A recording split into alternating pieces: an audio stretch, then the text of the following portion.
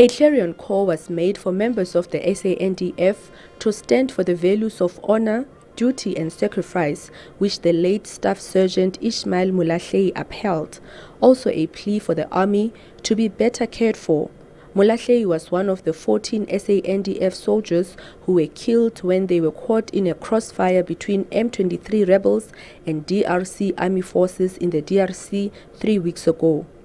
Now, if we're going to play big brother in Africa, and therefore what we give for the Defense Force should symbolize that.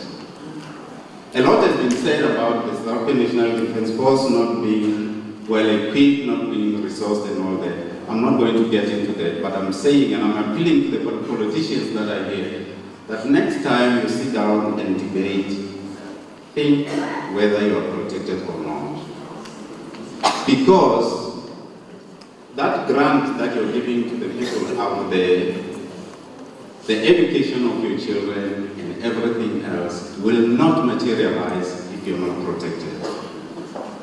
I'm sure many of you will know that we are sharing our grants for the poor with people who are not supposed to share the grants. And that is because we are not protected. Our borders are porous. And they're porous because you, the politicians, have decided you want a Mickey Mouse Defense Force. Molahlehi was described by his direct commander as a committed soldier with vast experience. Staff Sergeant Molahlehi is one of a kind when it comes to your soldier. He was foremost a paratrooper. He is one of the commanders, he was one of the followers in his commanders that knew what to do every time when you give him a command. Staff Sergeant Molahlehi was one of a kind that reminded us as commanders that when we give command, we also have to earn respect because he always gave us his respect. Staff Sergeant Molahlehi will never be forgotten in one parachute battalion.